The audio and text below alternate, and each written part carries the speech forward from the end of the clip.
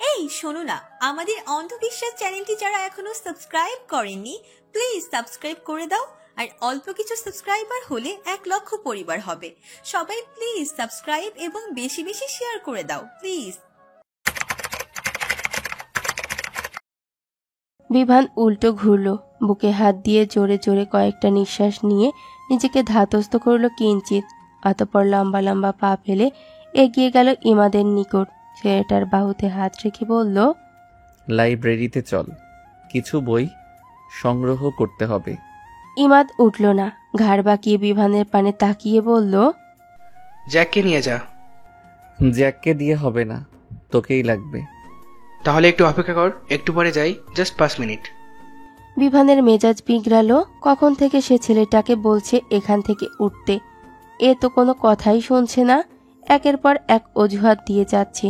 বিভান কিছুটা চড়া গলাই এবার বলল, পাছায় সুপার গ্লু লেগেছে? তোর ওই দুম্বার ন্যায় মোটা পাছা চিপকে গেছে এখানকার মাটির সাথে, উঠতে পারছিস না? লাথি মেরে উঠাতে হবে? হেসে উঠল জ্যাক। সে খুব বেশি বাংলা না বুঝলেও বেশ অনেক বছর ধরে বিভান আর ইমাদের সাথে থাকার সুবাদে কিছু কিছু বোঝে। তেমনি এ কথাটাও বুঝে নিয়েছে। অপ্রস্তুত হলো ইমাদ। কি বিশ্রী কথা, তাও দুটো মেয়ের সম্মুখে। যদিও এদেশীয় শ্বেতাঙ্গী তরুণী এ কথার মানে বোঝেনি, তবে রূপন্তী তো বুঝেছে। অবশ্য ইমাদের কাছে এ বিদেশি তরুণী কোনো গুরুত্ব রাখে না। যে গুরুত্ব রাখে সে সব বুঝে নিয়েছে। ইমাদ আর চোখে তাকালো রূপন্তীর পানে। মেয়েটা ঠোঁট টিপে হাসছে। লজ্জা অস্বস্তিতে হাঁসফাঁস করে উঠল বেচারা। শেষে কিনা এই বদ ছেলে তার পাছাকে দুম্বার পাছার রং তুলনা করলো। ছিছি, এই মুখ নিয়ে আর রূপন্তীর সম্মুখে থাকতেই তো অস্বস্তি হচ্ছে ভীষণ। ইমাদ উঠে দাঁড়ালো, জোরপূর্বক হেসে বিভানকে বলল, নিশ্চয় জরুরি কোনো বই খুঁজতে যাবি লাইব্রেরিতে? তাহলে তো আমাদের তাড়াতাড়ি যাওয়া উচিত। চল চল। কথাটা বলে ওই স্থান আর এক মুহূর্ত দাঁড়ালো না বেচারা। এলোমেলো পা ফেলে দ্রুততার সাথে কেটে পড়ল রূপন্তীর সম্মুখ থেকে। বিভান শেষে একবার তাকালো রূপন্তীর পানে, অতঃপর জ্যাককে সাথে নিয়ে প্রস্থান ঘটালো ইমাদের পিছু পিছু। সন্ধ্যার সময় চারদিকটা ধীরে ধীরে আঁধারে ঢেকে যেতে শুরু করেছে। রূপন্তী বাড়ি ফিরল কেবলই। কলেজ শেষে একটা পার্ট টাইম চাকরি বিষয়ে আলোচনা করতে গিয়ে এই দেরিটা হলো।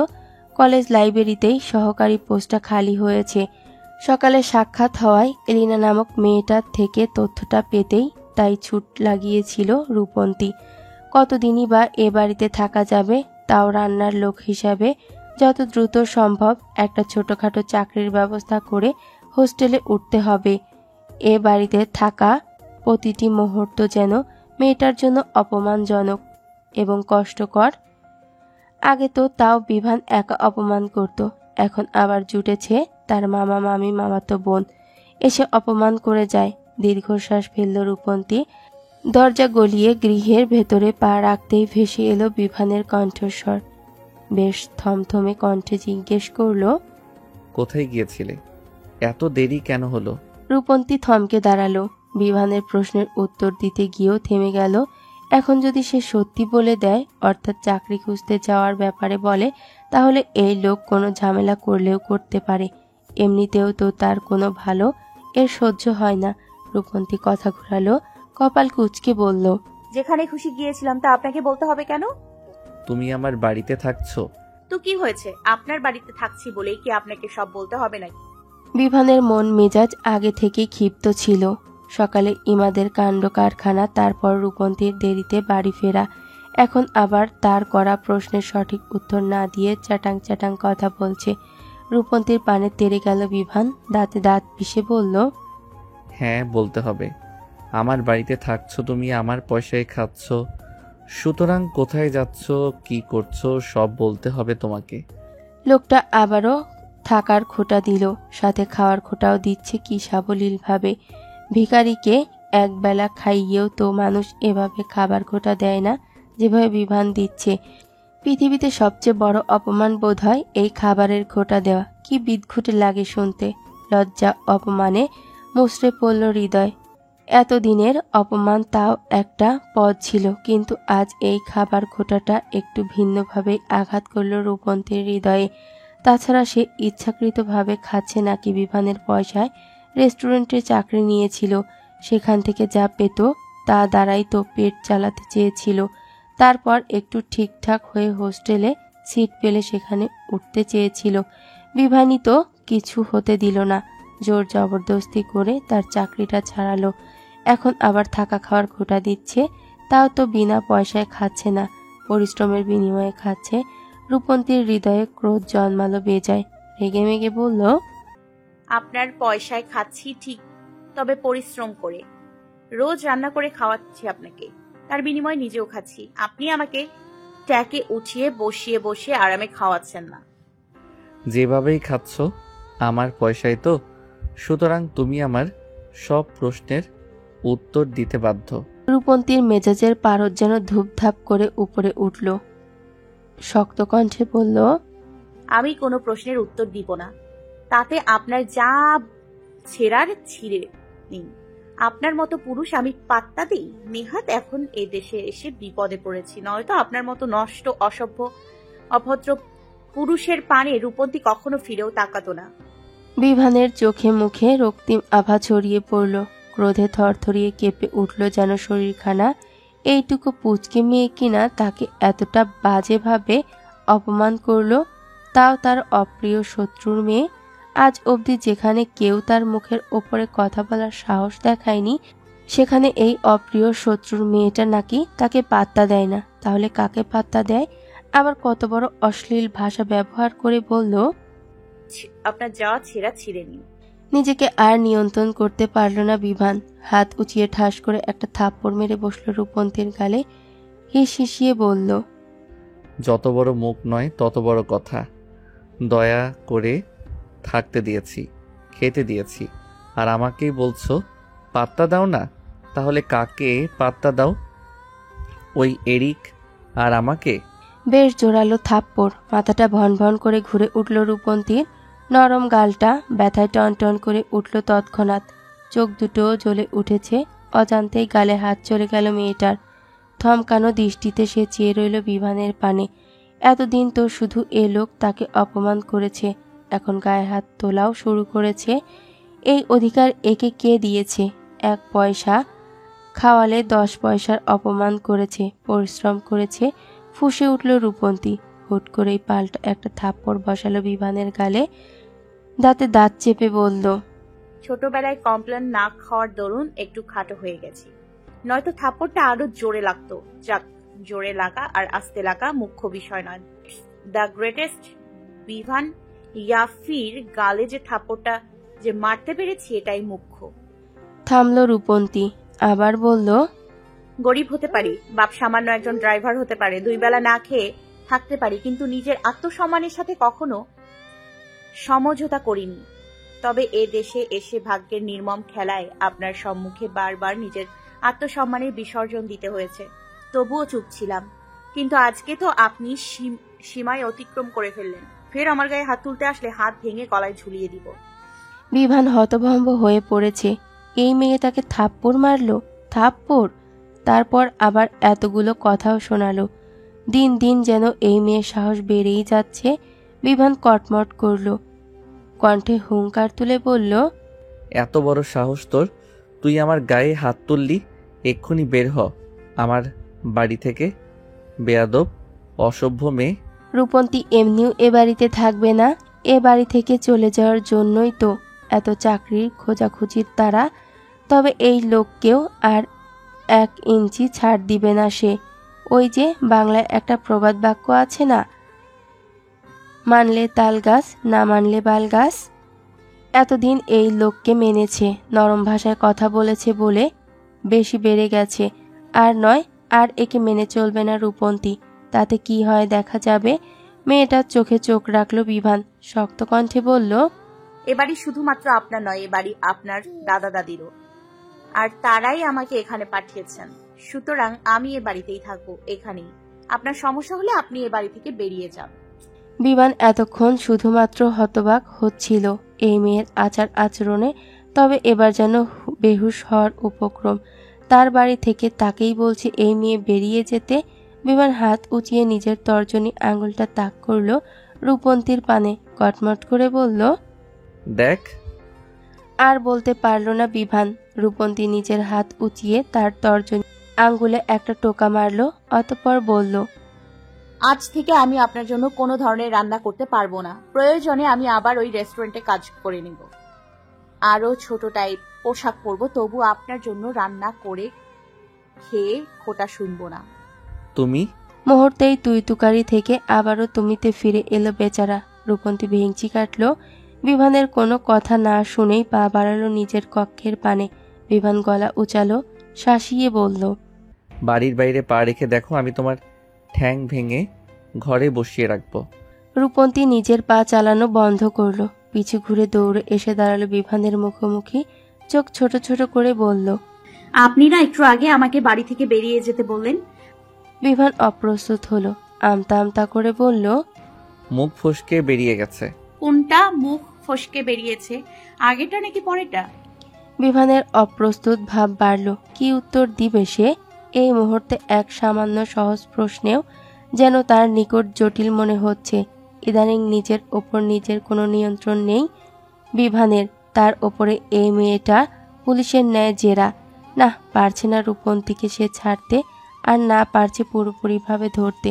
ছাড়তে গেলে কষ্ট হয় বক্ষে, এক নিদারুণ যন্ত্রণার আবির্ভাব ঘটে, আর ধরতে গেলে চোখের সম্মুখে ভেসে ওঠে মৃত বাবা মায়ের নিথর মুখশ্রী। বারবার শুধু মনে হয় এই মেয়েটার বাবা তার বাবা মায়ের হত্যাকারী, এই মেয়েটার বাবা তাকে এতিম করেছে। দীর্ঘশ্বাস ফেলল বিভান। তার ভাবনার মধ্যেই রূপন্তী আবার শুধালো, কি হলো বলছেন নাচি?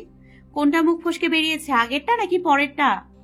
এলোমেলো দৃষ্টি ফেলল ছেলেটা, সাথে বিরক্ত হলো বেজায়। মেয়েটা যেন জোকের ন্যায় ধরেছে তাকে। মুখ ফসকে না হয় দুটো বাক্য বেরিয়ে গেছে, সেটা নিয়ে আবার প্রশ্ন করতে হবে কেন? কি এক ঝামেলা! কিন্তু এখন এখানে আর দাঁড়ানো যাবে না, নয়তো এই মেয়ের প্রশ্নের উত্তর করতে করতেই তার গলায় ফাঁস পরিয়ে দিবে। একটু সময় নিল বিভান, এরপর কিছুটা অপ্রস্তুত কণ্ঠে জবাব দিল, দুইটাই। শব্দটা কোনো মতে দুই ওষ্ঠ নাড়িয়ে উচ্চারণ করেই নিজ কক্ষের পানে হাতটা লাগালো ছেলেটা। কপালে ভাঁজ পড়ল রূপন্তীর। তৎক্ষণাৎ পিছু থেকে ডেকে বলল, আরে কোথায় যাচ্ছেন? আমার প্রশ্নের উত্তর তো দিয়ে যান। বিভান দাঁড়ালো না একটু, এমনকি ফিরল না রূপন্তীর পানে। যত্রতত্র পায়ে সোজা ঢুকে গেল নিজের কক্ষে। আবার শব্দ করে আটকেও দিল কক্ষের দরজাটা। রূপন্তী হতবাক হলো। কি হলো ব্যাপারটা? এতক্ষণ তো বেশ চোটপাট দেখাচ্ছিল লোকটা, তাহলে হঠাৎ পালালো কেন? তাও সামান্য একটা প্রশ্নের উত্তর না দিতে পেরে। রূপন্তী কিঞ্চিত সময় নিয়ে তাকিয়ে রইল বিভানের কক্ষের বন্ধ দরজার পানে। তবে তার ছোট মাথায় ঢুকলো না কিছুই। হতাশার নিঃশ্বাস ফেলল মেয়েটা। চলে এলো নিজ কক্ষে, ঠাস করে শুয়ে পড়ল বিছানায়। মাথা ভর্তি এখন ভিন্ন চিন্তা। যেভাবেই হোক এবারই ছাড়তে হবে তাকে। এতদিন বিপদে পড়ে নিজের আত্মসম্মান বলিদান দিয়ে থেকেছে এ বাড়িতে, কিন্তু এখন যা হলো, এরপর আর এখানে থাকা কোনো প্রশ্নই ওঠে না। আগে তো তাও বিভান শুধুমাত্র অপমান করত, কিন্তু আজ তো গায়ে হাত তুলেছে। কিন্তু সমস্যা হলো এ বাড়ি থেকে বেরিয়ে অন্য কোথাও থাকার জন্য অর্থের প্রয়োজন। একা একটা মেয়ে মানুষ হয়ে তো আর রাস্তায় থাকা সম্ভব নয়। কিন্তু এখন অর্থের জোগান হবে কোথা থেকে? দীর্ঘশ্বাস ফেলল রূপন্তী। এই পৃথিবীতে অর্থ ব্যতীত সবাই অসহায়। দেশ থেকে আসার সময় নিজের জমানো এবং বাবা মায়ের দেওয়া যে সামান্য অর্থ এনেছিল, তাতে হয়তো খাওয়াটা চলবে, কিন্তু হোস্টেলে ওঠা, বাইরে চলাফেরা হবে না। বিছানায় উঠে বসলো মেয়েটা। বাবার কাছে একবার চেয়ে দেখবে যে সে কি বলে। অবশ্য বাবার কাছে চাইলে হাজার কষ্ট হলেও বাবা তার জন্য টাকা পাঠাবে। মধ্যবিত্ত পরিবারের সন্তান রূপন্তী। বাবা সামান্য একজন ড্রাইভার। সারাদিন কতটা পরিশ্রম করে অর্থ উপার্জন করে সংসার চালান তা সে জানে। এতদিন তাই আত্মসম্মান বিসর্জন দিয়ে হলেও এখানে থেকেছে। তবুও বাবার কাছে বলেনি। নিজের আত্মসম্মান বলিদান দিলেও বাবাকে কষ্ট দিতে চায়নি। কিন্তু এখন যে আর উপায় নেই। ব্যাগ হাতড়ে নিজের মোবাইলটা বের করে কল করল রূপন্তী। অতঃপর খুব বেশি সময় নিল না, কল লাগালো সালাম হোসেনকে। সালাম হোসেন বাড়িতেই ছিলেন। এ বাড়িতে এখন শুধুমাত্র দুজন বুড়ো বুড়ি বসবাস। তারা কোথাও কাজে গেলে বা বের হলেই তার ডাক পড়ে। এছাড়া সারাদিনই বসা। হুট করেই মোবাইলে মেয়ের কল আসতেই ওষ্ঠে হাসি ফুটে উঠল সালাম হোসেনের। বড় আদরের মেয়েটা তার। দেশে থাকতে সারাদিন তার আগে পিছে ঘুরঘুর করত। যেদিন থেকে রূপন্তী বাংলাদেশ থেকে ভিনদেশে পাড়ি জমিয়েছে সেদিন থেকে যেন তার ঘরটাও খালি হয়ে গিয়েছে। মেয়ে ব্যতীত হৃদয় পুড়ছে প্রতিনিয়ত, তবে কিছু যে করার নেই। মেয়ের ভালোর জন্যই এইটুকু সহ্য যে তাকে করতেই হবে। চাপা দীর্ঘশ্বাস বেরিয়ে এলো সালাম হোসেনের বুক চিরে। জুবায়েদা বেগম যেন রূপন্তীর বাহিরে পড়তে যাওয়ার প্রস্তাবটা তার সম্মুখে রেখেছিলেন। সেদিনই তার ইচ্ছে হয়েছিল প্রস্তাবটা প্রত্যাখ্যান করার। বলতে ইচ্ছে হয়েছিল, আমার মেয়েকে আমি কোথাও যেতে দেবো না, ও আমার কাছে থাকবে। কিন্তু ইচ্ছে হলেই কি সব করা যায়? বিশেষ করে পুরুষ মানুষদের এত নরম হলে চলে না। তাছাড়া বাহিরে পড়তে গেলে যে রূপন্তীর ভবিষ্যৎটাই উজ্জ্বল হবে। মেয়েটা তার সমাজে মাথা উঁচু করে বাঁচতে পারবে। তার মতো এক সামান্য চাকরি করে ওর কাছে থেকে অপমান সহ্য করে বাঁচতে হবে না। সে হয়তো তার মেয়ের গর্বের কারণ হতে পারেনি, কিন্তু তার মেয়ে অবশ্যই তার গর্বের কারণ হবে। সালাম হোসেন আর সময় ব্যয় করল না। এরপর আরও ভাবতে বসলে হয়তো কলটাই কেটে যাবে। দ্রুত সে কলটা ধরল, মোবাইলটা কানের কাছে নিয়ে বলল, আসসালামু আলাইকুম আম্মু, কেমন আছো? ওয়ালাইকুম আসসালাম। আলহামদুলিল্লাহ আব্বু, ভালো আছি। তুমি কেমন আছো? আম্মু, ভাই তারা কেমন আছে? আলহামদুলিল্লাহ ভালো। সবাই ভালো আছে আম্মু? বাবা মেয়ের কথা চলতে রইল। আরও কিছুক্ষণ অতিবাহিত হলে এক পর্যায়ে রূপন্তী বলল, তোমার সাথে একটা কথা ছিল আব্বু। কি কথা? রূপন্তী কিছুটা ইতস্তত করেই বলল, কিছু টাকা লাগতো আসলে এখানে। বিভানের বিষয়টা প্রকাশ করতে গিয়েও থেমে গেল রূপন্তী।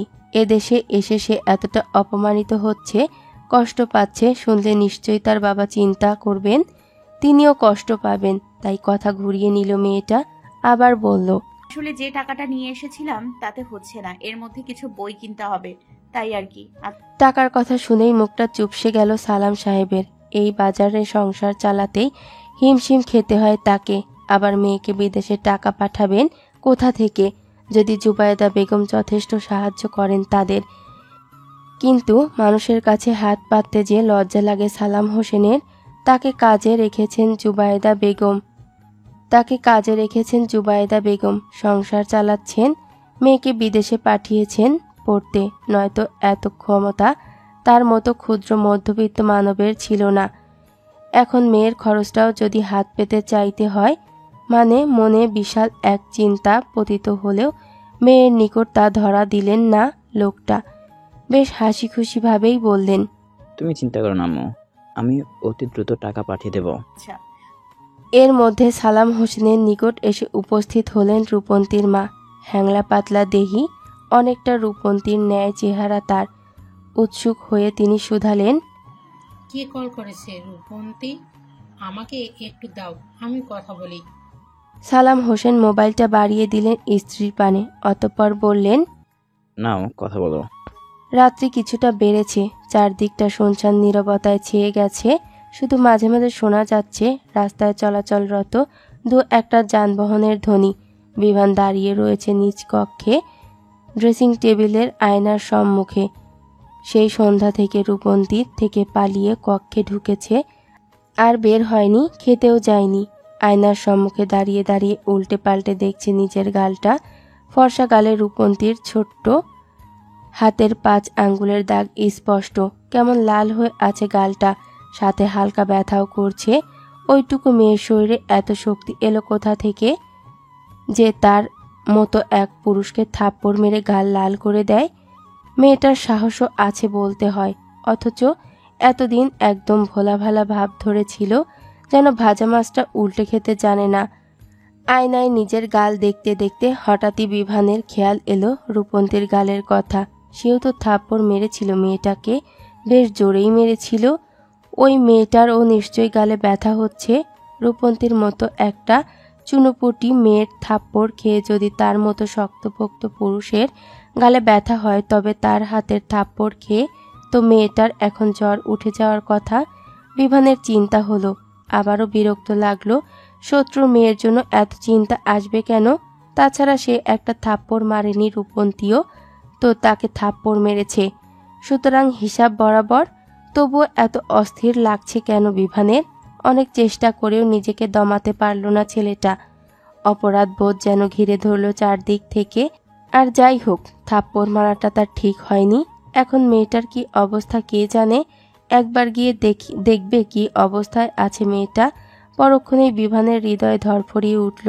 সেদিন রাতের কথাগুলো মনে পড়ল একটু একটু করে। সেদিন তো তাও শুধুমাত্র উন্মুক্ত পেটের এক অংশ দেখে এসেছিল। আজ গিয়ে কি দেখবে কে জানে। না, এভাবে রাতের আধারে একটা মেয়ের কক্ষে ঢোকাটা ঠিক হবে না।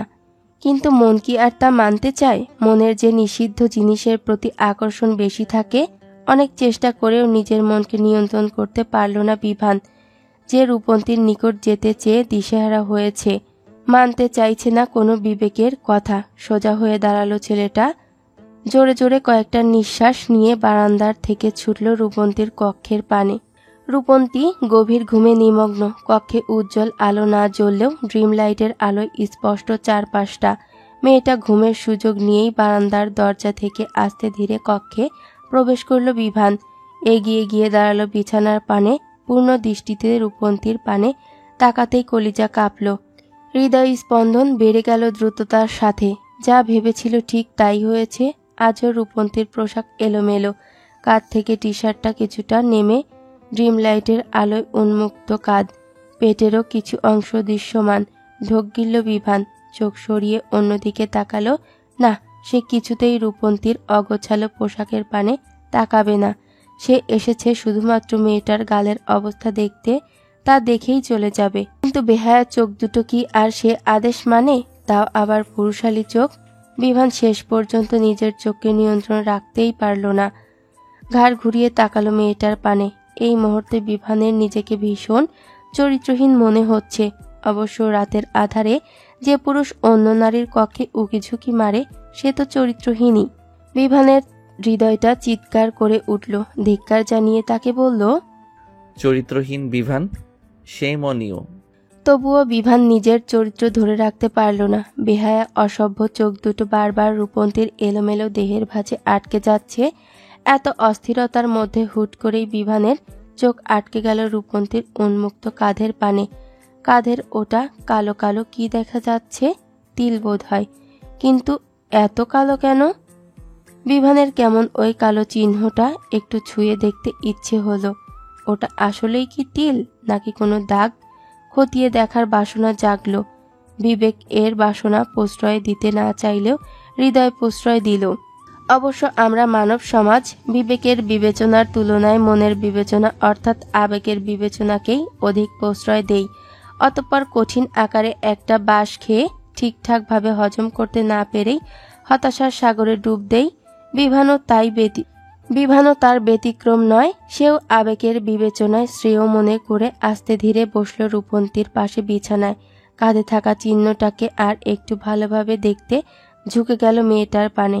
দুজনের মধ্যকার দূরত্ব এই মুহূর্ত খুবই অল্প। ছেলেটার উষ্ণ উত্তপ্ত নিঃশ্বাস স্পর্শ করছে রূপন্তীর শরীরকে। ভ্রু কুঁচকে এলো বিভানের। পূর্ণ দৃষ্টিতে দেখল চিহ্নটা। হাত বাড়িয়ে একটু ছুঁয়েও দিল সেখানে। নারী দেহ সংস্পর্শে হৃদয়ের শিহরণ জাগলেই হাতটা সরিয়ে নিল ছেলেটা এবং অবশেষে বুঝল এটা একটা তিলই। তবে ড্রিম লাইটের আলোয় তা সাধারণের তুলনায় একটু অধিক কুচকুচে বর্ণ ধারণ করেছে। অথচ সে এটা নিয়ে কত গবেষণাই না করেছে। তপ্ত নিঃশ্বাস ফেলল ছেলেটা। মাথা সরিয়ে নিতে চাইল রূপন্তীর নিকট থেকে। ঠিক তখনই আকস্মিক দুটো হাত খামচে ধরল বিভানের মাথার চুল। হকচকালো ছেলেটা না তাকিয়েই বুঝল এটা কে হতে পারে। রূপন্তী বেশ শক্তপোক্তভাবেই টেনে ধরল তার চুলগুলো, সাথে চেঁচিয়ে বলল, অসভ্য বদমাশ ভূত, আবার এসেছিস তুই? রাত হলেই শুধু মেয়েদের ঘরে উকি ঝুঁকি মারতে ইচ্ছে হয়। হ্যাঁ, বিদেশের ভূতগুলো যে এত লুচ্চা হয় আগে জানা ছিল না। আজকে তোর একদিন কে আমার একদিন। বিভানের কলিজাটা ধড়াস করে উঠল। আজ বুঝি মান ইজ্জত সব গেল। আর এই মেয়েরও এখনই ঘুম ভাঙতে হলো। আর একটু পর ভাঙলে কি হতো? এখন না পারছে কিছু বলতে আর না পারছে সহ্য করতে। এর মধ্যে রূপন্তী যদি আবার কোনোভাবে তার মুখ দেখে নেয় তাহলে তো আর কথাই নেই। মান ইজ্জত সব স্পেনের রাস্তায় গড়াগড়ি খাবে। বিভান নিজের মুখটা লুকালো উদ্দেশ্য মাথাটা আরো নিচু করলো। বিভান নিজের মুখটা লুকানোর উদ্দেশ্যে মাথাটা আরো নিচু করলো। তৎক্ষণাৎ রূপন্তীও আরো জোরে টান দিল তার চুল ধরে, ঝাঁকালো কণ্ঠে বলল, এত বড় সাহস, তুই আমার কাঁধে হাত দিয়েছিস? তোর হাত আমি কেটে রেখে দিব, লুচ্চা ভূত। লুচ্চা ভূত? ভূত পর্যন্ত না হয় ঠিক ছিল, তাই বলে এখন সাথে লুচ্চাও বলবে? সে লুচ্চা? না, মান ইজ্জত বলতে আর কিছু রইল না। কেন যে এই রাতে এখানে আসতে গিয়েছিল কে জানে। বিবেক তাকে বারবার বলেছিল, এই আধার রাতে এক নারীর ঘরে যাস না বিভান, যাস না। কিন্তু সে শোনেনি বিবেকের কথা। হৃদয়ে জন্ম নেওয়া অস্থিরতাকে লাঘব করতে আবেগে গা ভাসিয়ে ছুটে এসেছিল এ কক্ষে। এখন বুঝুক মজা। ছেলেটার চুলের ব্যথা অনুভব করলো, তবে বলতে পারল না কিছুই। দাঁতে দাঁত চেপে সহ্য করলো সে ব্যথা। একটু মুখ খোলা মানেই রূপন্তীর কাছে ধরা পড়ে যাওয়া, কি এক জ্বালা। বিভান মনে মনে সৃষ্টিকর্তাকে ডাকলো, আকুতি মিনতি করে বলল, আল্লাহ, এইবারের মতো মান সম্মান সহ এই কক্ষ থেকে বের হওয়ার সুযোগ দাও। আমি সত্যি করে বলছি, আর কখনো রাতের আধারে অন্ততপক্ষে রূপন্তীর কক্ষে আসবো না। অস্থিরতার এক গ্লাস পানির মধ্যে ডুবে মরবো, তবুও এই কক্ষে আসবো না। বিভান মাথা নিচু রেখেই হাত উঁচিয়ে নিজের চুলগুলো ছাড়ানোর চেষ্টা করলো রূপন্তীর থেকে, কিন্তু এ মেয়ে কি আর ছাড়ে। বিভান আরো বল প্রয়োগ করলো, সাথে সাথেই রূপন্তীও বল প্রয়োগ করলো। বাঘিনীর ন্যায় দু হাতে খামচে ধরলো চুলগুলো, সাথে দাঁতে দাঁত চেপে বলল, কি ভেবেছিস আজকেও পালিয়ে যাবি তুই? তোকে তো আজ আমি কেটে কুচি কুচি করে স্পেনের রাস্তায় ভাগ দিব। তারপর গুলিস্তানের মোড়ে বসা ফুটপাতের দোকানদারের ন্যায় লোক ডেকে ডেকে বলবো, দেখালন 10 বাইসালন 10। থামলো রূপন্তী, কিঞ্চিত সময় নিয়ে ভেবে বলল, 10 টাকা একটু বেশি হয়ে যায়। 2 টাকার লুইচ্চা ভূতের 10 টাকায় ভাগ দিলে দুর্নীতি হয়ে যাবে। আমি আবার সৎ এবং নিষ্ঠাবান ব্যবসায়ী কিনা, তোর জন্য 2 টাকাই ঠিক আছে। স্পেনের রাস্তায় তোর দেহের ভাগ দিয়ে লোক ডেকে বলবো, দেখালন 2 বাইসালন 2। বিভান অপমানিত বোধ করলো ভীষণ। প্রথম তো তাকে লুচ্চা বলেছে, এখন বলছে 2 টাকার। নিহাত আজ বিপদে পড়েছে, নয়তো ঠাস ঠাস করে এই মেয়ের গালে 2টা চড় থাপ্পড় লাগিয়ে দিত। কিন্তু এখন কথা হলো যেভাবে হোক এই মেয়ের হাত থেকে নিজেকে ছাড়িয়ে পালাতে হবে। বেশিক্ষণ এভাবে থাকলে ধরা পড়ে যাওয়ার ভয় আছে। তাছাড়া মেয়েটা যেভাবে ওর চুল ধরে টানাটানি শুরু করেছে, কখন না চুলগুলো খুলে নেয়, আর নয়তো চুলের ব্যথায় সে নিজেই চিৎকার করে উঠে, তখন আবার আরেক ঝামেলা। বিভান একটু সময় নিল, অতঃপর এলোপাথারি চিমটি কাটা শুরু করলো রূপন্তীর হাতে। আকস্মিক হামলায় চমকালো মেয়েটা, কণ্ঠে আহ মূলক ব্যথাতুর ধ্বনি তুলে দ্রুত নিজের হাতগুলো সরিয়ে নিল। এই সুযোগে বিভান উঠে দৌড় দিল পালানোর উদ্দেশ্যে। রূপন্তীও তৎক্ষণাৎ দাঁড়িয়ে গেল, হামলে পড়ল ছেলেটার ওপরে। পেছন থেকে খামচে ধরল তার টি শার্টের কলার। তবে সে খামচি টি শার্টের গলায় না লেগে লাগলো বিভানের গলার উন্মুক্ত স্থানে। সাথে সাথে জ্বলে উঠল স্থানটা, বোধহয় রক্তও বেরিয়েছে। তবে সেদিকে তাকানোর সুযোগ নেই এই মুহূর্তে। যেভাবেই হোক এই কক্ষ থেকে পালাতে হবে তাকে। বিভান দৌড়ে গেল বারান্দায়। রূপন্তী তাকে ধরা ছোঁয়ার আগেই লাফিয়ে পড়ল নিচে। চমকে উঠল রূপন্তী। কোনো মানুষ তার সামনে থেকে এভাবে লাফ দিল, তাও 2 তলার ওপর থেকে। আস্ত আছে তো লোকটা। যত্রতত্র পায়ে ছুটে গিয়ে মেয়েটা তাকালো বারান্দার নিচে, তবে তাকে আশ্চর্য করে নিচে কিছুই নেই। লোকটা গেল কোথায় এইটুকু সময়ে? সবচেয়ে বড় কথা, এখান থেকে লাফিয়ে পড়ে এই মুহূর্তে লোকটার নিচেই ব্যাঙের মতো চিৎপটাং হয়ে শুয়ে থাকার কথা ছিল। তা না করে লোকটা পালালো কিভাবে? রূপন্তীর কপালে ভাঁজ পড়ল। আজকের ঘটনা এইটুকু বেশ ভালোভাবেই সে বুঝেছে যে এ কোনো ভূতটুত নয়, এ কোনো রক্ত মাংসে গড়া জলজান্ত মানুষ, যে কিনা নিজের লুচ্চামি স্বভাবের জন্য মেয়েদের ঘরে উকি ঝুঁকি মারে। কিন্তু কে হতে পারে এই লোক? বিভ্রান্ত অসম্ভব। তার মতো অহংকারী বদমাইশ বদলোক অবশ্যই তার ঘরে উকি ঝুঁকি মারবে না। তাছাড়া সে বিভানের শত্রু। আজকে যা ঘটনা ঘটল, মারল পর্যন্ত, তারপরে তো তার ঘরে আসা কোনো মানেই হয় না। তাহলে বাকি রইল এরিক আর হ্যারি। এতদিন তো তাদের ভালোই মনে হয়েছিল রূপন্তীর। তাদের মধ্যে কি কেউ এমনটা করতে পারে? করলেও করতে পারে। আজকাল বিশ্বাসযোগ্য আছে কে, তাও আবার অপরিচিত বিদেশের মাটিতে। আচ্ছা, এ বিষয়ে বিভানের সাথে একবার কথা বলে দেখবে রূপন্তী। অবশ্য কথা বলে লাভ কি? তার কথা তো বিশ্বাস করবে না বিভান, উল্টো অপমান করে তাড়িয়ে দিবে। তার থেকে এ দুজনের ওপর রূপন্তী নিজেই গোপনে নজর রাখতে হবে। এই দুজনের মধ্যে আজ রাতে তার ঘরে কে এসেছিল খুঁজে বের করতেই হবে। মেয়েটা আরো কিছুক্ষণ বারান্দায় দাঁড়িয়ে রইল, নিজের মনে ভাবল কিছু একটা, অতঃপর চলে গেল কক্ষের ভেতরে। বারান্দার দরজাটা আটকে দিল ভালোভাবে। হাঁপ ছেড়ে বাঁচল যেন বিভান। এতক্ষণ সে বারান্দার এক পাশে ঝুলেছিল। রূপন্তী বারান্দার সম্মুখ থেকে চেয়ে দেখলেও পাশটা দেখেনি বলে বেঁচে গেছে। মেয়েটার কক্ষের ভিতরে চলে যেতেই বিভান লাফিয়ে উঠে দাঁড়ালো বারান্দায়। হাঁপাতে হাঁপাতে বলল, কি জল্লাদ, কি জল্লাদ! শুনেছি বাঙালি নারীরা হয় নরম, কোমল, ভদ্র, সাত চড়েও রা করে না। অথচ এ তো আস্ত এক জল্লাদ, আর একটু হলে চুল টেনে টেনে টাক বানিয়ে দিচ্ছিল। চারিদিকের জনজীবন ব্যস্ত, নিজেদের জীবিকা নির্বাহের উদ্দেশ্যে সবাই সবার কর্মে লিপ্ত। আর যারা কর্মে লিপ্ত নয় তারাও বাহিরে হাসি ঠাট্টায় মত্ত। তবে ঘরের কোণে বসে রয়েছেন সালাম হোসেন। মাথাভর্তি এখন তার চিন্তা। মেয়ে টাকা চেয়েছে, বিদেশের বাড়িতে অল্প স্বল্প 2-4 হাজার টাকা পাঠালেও তো হয় না, আর মেয়েটাকে টাকা না পাঠালেও তো নয়। কিন্তু এত টাকা এই মুহূর্তে পাবেন কোথায় তিনি? ব্যাংক থেকে ঋণ নিবে তারও উপায় নেই। আগে একটা ঋণ নেয়া। জুবাইদা বেগমের নিকট হাত পাতবে তাতেও লজ্জা লাগছে। পরোক্ষভাবে হোক আর প্রত্যক্ষভাবে হোক না, ওই নারীর একমাত্র পুত্র আর তার স্ত্রীর মৃত্যুর পেছনে সে রয়েছে তা অস্বীকার করা যায় না।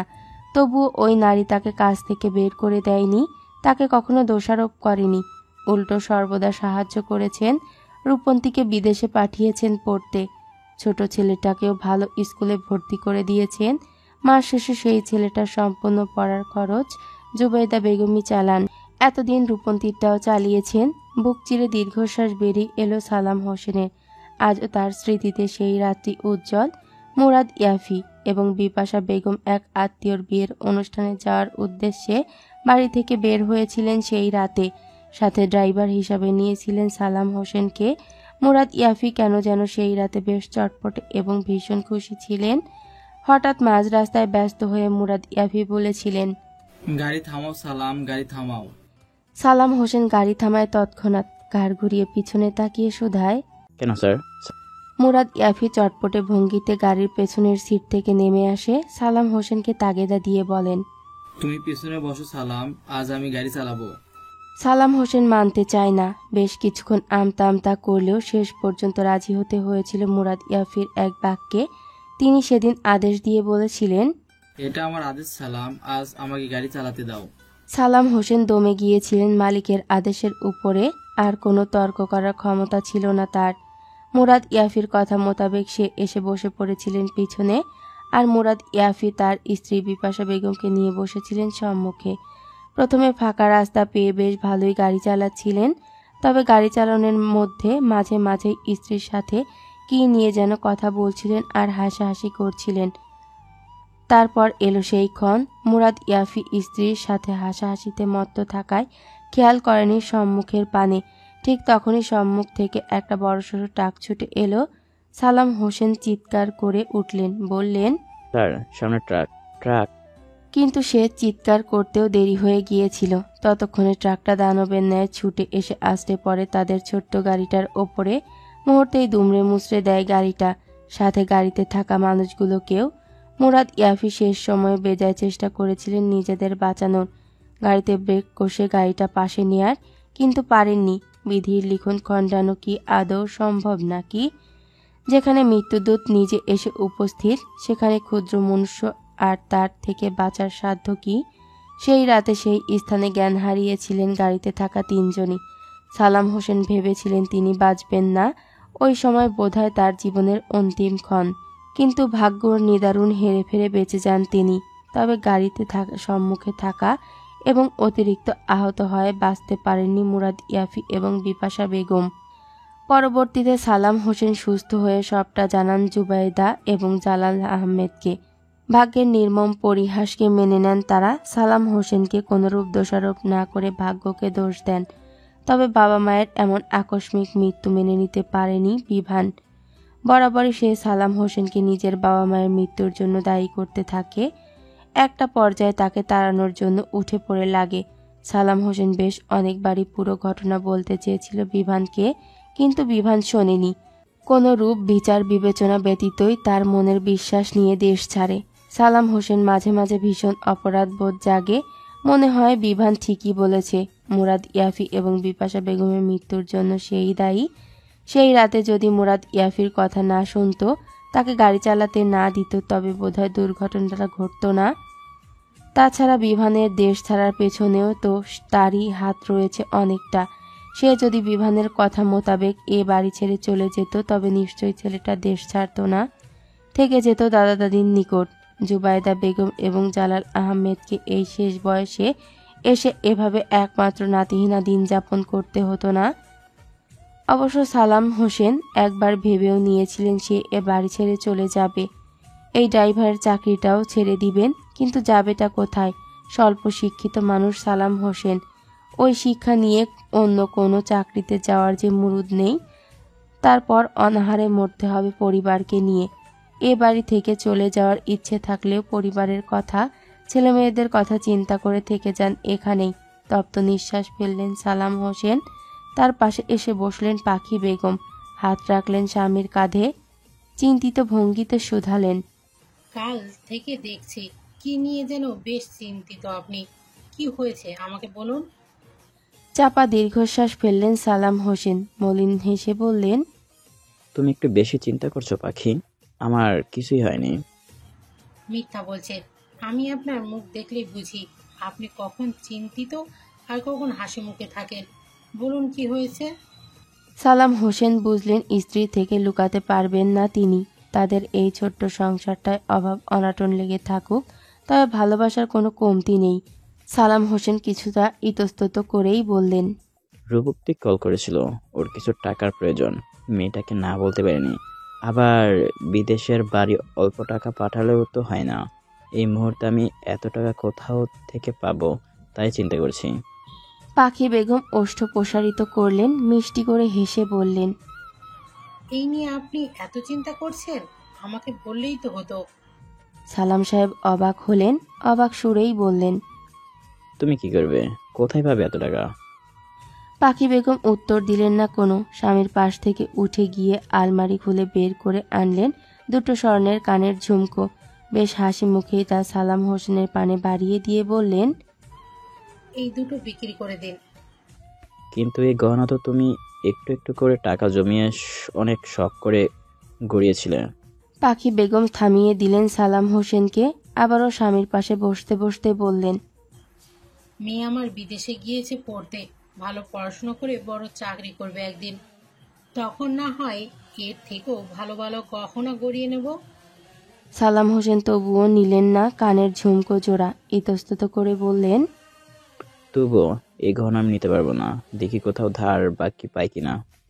পাখি বেগম জোর করে স্বামীর হাতের মুঠোয় কানের ঝুমকো দুটো পুরে দিলেন।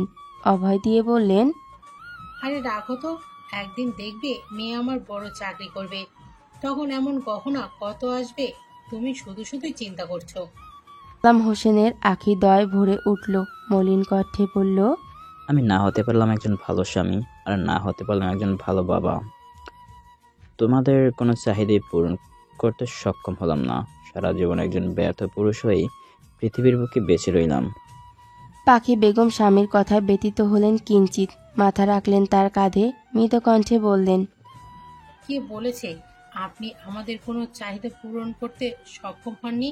আপনাকে পেয়ে যে আমার জীবনে আর কিছু চাওয়ার নেই। মানুষের জীবনে সবচেয়ে বড় চাহিদা হলো ভালোবাসা। টাকা পয়সা তো আজ আছে কাল নেই।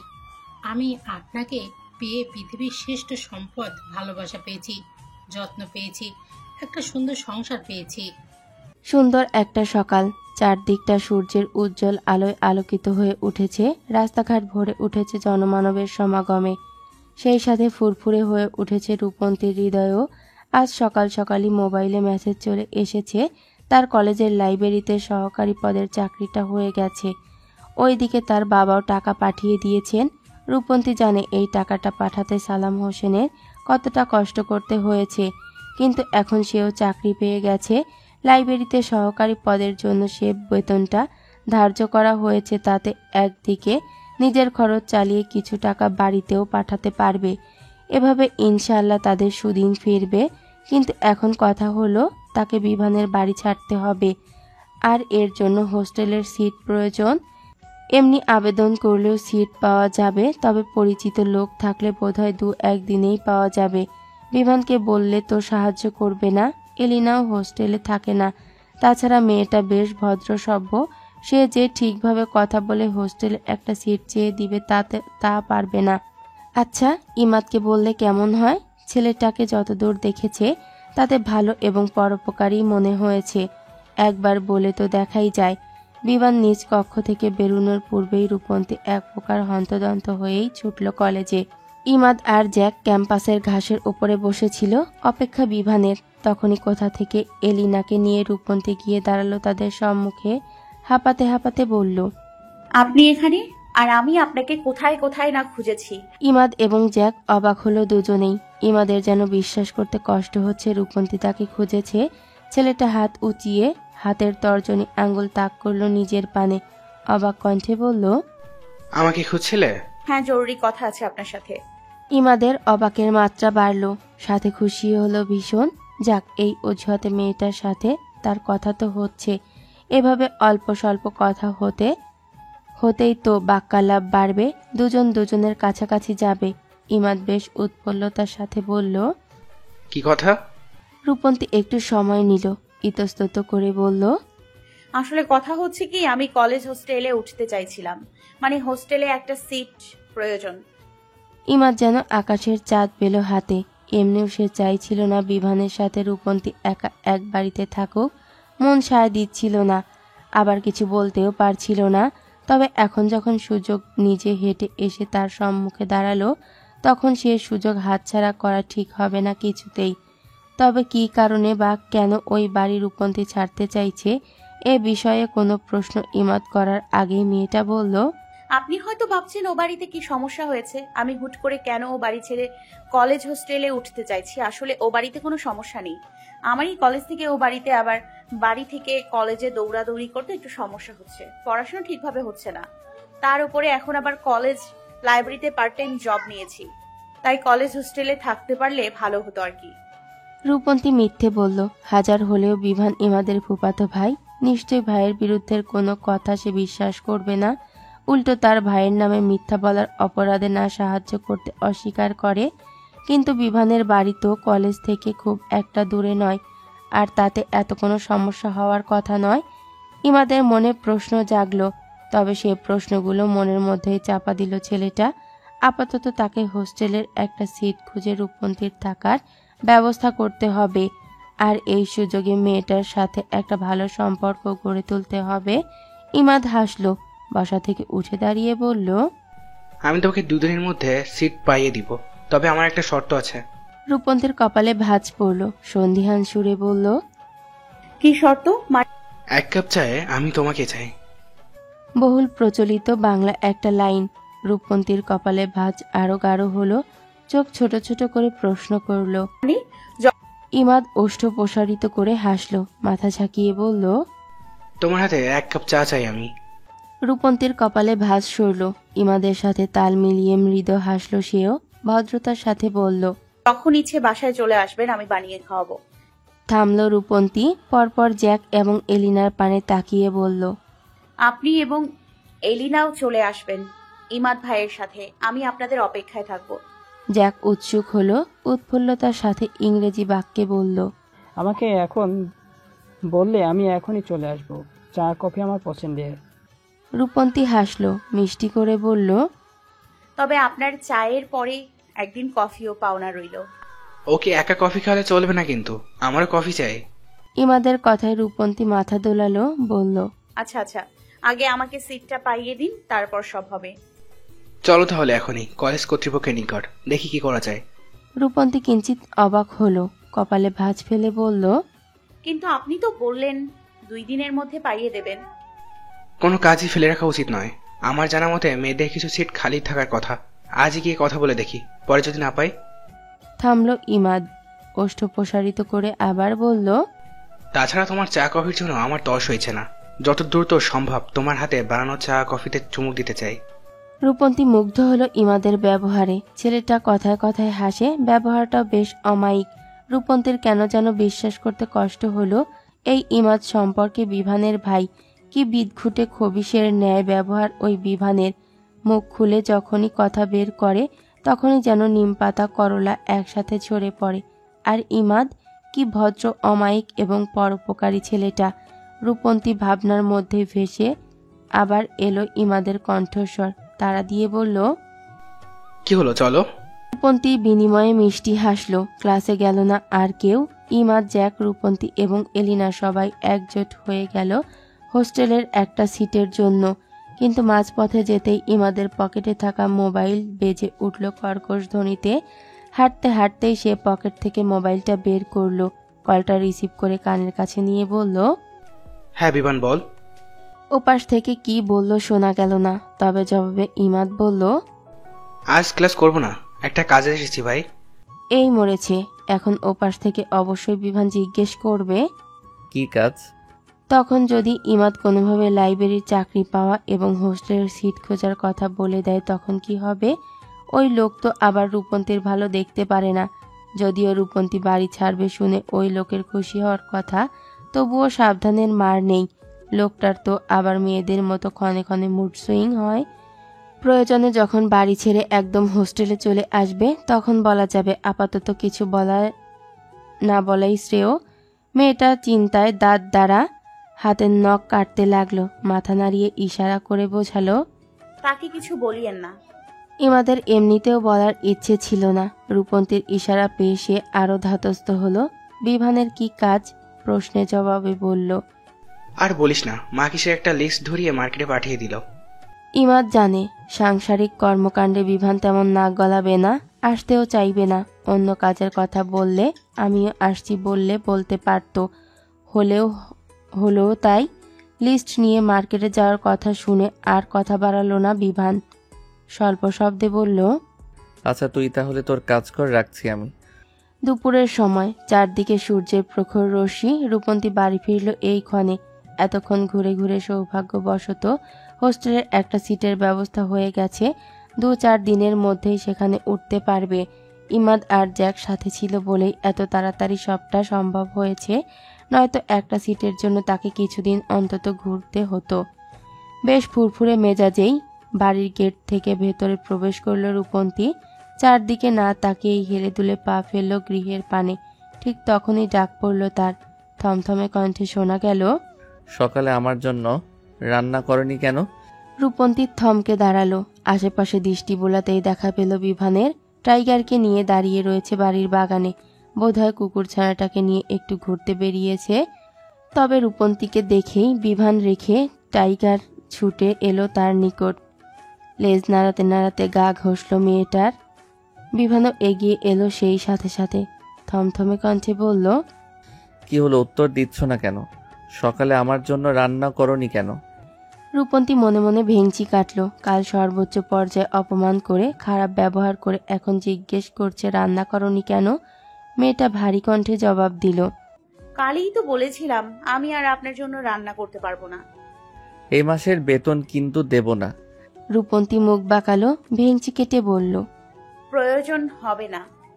কথাটা বলতে বলতেই মেয়েটার চোখ গেল বিভানের গলার পানে। ফর্সা গলায় খামচির দাগ স্পষ্ট। রূপন্তীর কপালে ভাঁজ পড়ল। সন্ধিয়ান কণ্ঠে শুধালো, আপনার গলায় খামচিকে বসিয়েছে? অপ্রস্তুত হলো বিভান। দ্রুত এক হাত উঁচিয়ে গলাটা ঢেকে নিল। আমতা আমতা করে জবাব দিল, টাইগার খামচি দিয়েছে। কিন্তু এটা দেখে তো মানুষের খামচির দাগ মনে হচ্ছে। বিভানের অপ্রস্তুত ভাব বাড়ল। মেয়েটা কি বুঝে নিয়েছে গত রাতের ঘটনা? বুঝে নিয়েছে এ খামচি তার দেয়া? বোধহয় বোঝেনি। বুঝলে তো খামচি বসিয়েছে জিজ্ঞেস না করে। জিজ্ঞেস করতো রাতে আমার কেন গিয়েছিলেন? ঢোক গিলল বিভান, এলোমেলো দৃষ্টি ফেলল, বলল, মানুষ আর অন্য প্রাণীর খামচিতে পার্থক্য আছে নাকি? খামচি তো খামচি। কিন্তু বিভান শুনল না রূপন্তের কথা। পালাতে চাইল সে মেয়েটার নিকট থেকে। একবার যদি এই মেয়ে গত রাতের ঘটনা ধরে ফেলে তবে কেলেঙ্কারি হয়ে যাবে। মান ইজ্জত তো যাবেই, সাথে তার ইগো ইন্তেকাল করবে। বিভান আর দাঁড়ালো না ওই স্থানে।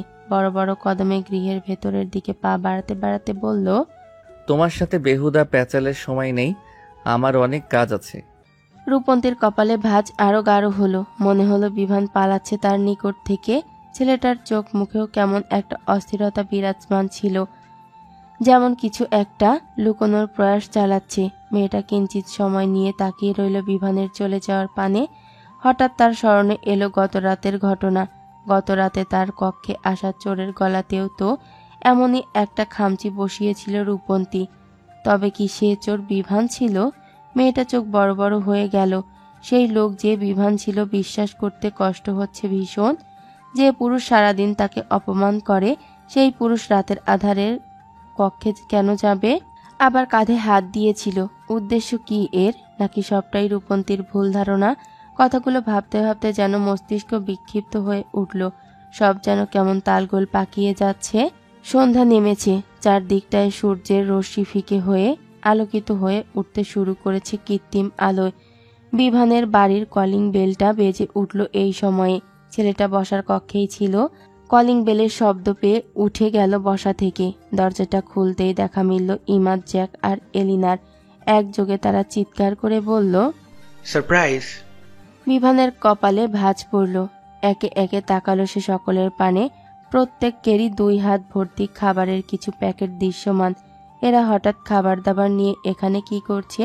বিভান গম্ভীর কণ্ঠে বলল, কি সমস্যা?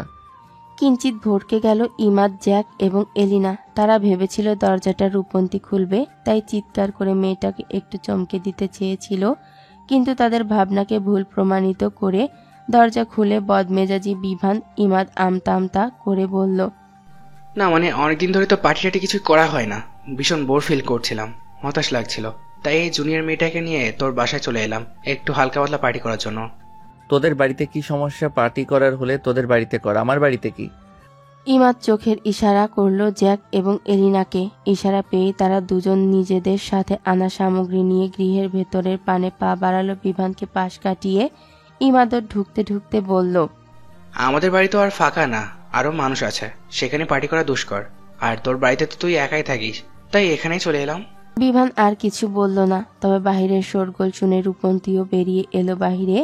ইমাদ, জ্যাক এবং এলিনাকে দেখে ওষ্ঠে হাসি ফুটে উঠল তার। এগিয়ে এসে শুধালো, আরে আপনারা এই সময়ে? হাসলো জ্যাক।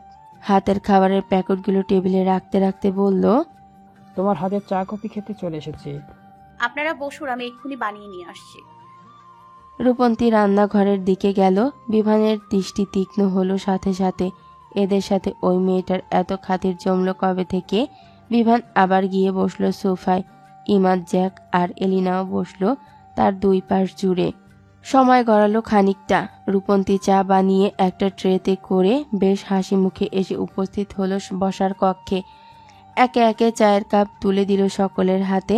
বিভান আর ইমাদ পাশাপাশি বসা ছিল। বিভানের হাতে একটা চায়ের কাপ তুলে দিয়েই ইমাদের হাতের কাপটা তুলে দিতে এগিয়ে গেল। ইমাদের চায়ের কাপটা এগিয়ে গিয়ে অসাবধানবশত তার হাতের স্পর্শ লেগে গেল রূপন্তীর হাতে সাথে। তৎক্ষণাৎ মেয়েটার হাত সরিয়ে নিল। বিভানের দৃষ্টি তীক্ষ্ণ থেকে তীক্ষ্ণতর হলো। হুট করেই মেজাজের পারদ তুঙ্গে ছাড়ে বসলো। ক্রোধে রিরি করে উঠল শরীরটা। হাতের কাপটা ঠাস করে ফেলে দিল ইট কংক্রিটের গড়া মেঝেতে। সাথে সাথে ঝনঝন শব্দ করে ভেঙে গেল স্বচ্ছ কাচের কাপটা। চমকে উঠল সবাই। জ্যাক ব্যস্ত হয়ে বলল, ঠিকভাবে একটা কাপও ধরতে পারিস না, পড়লো কিভাবে?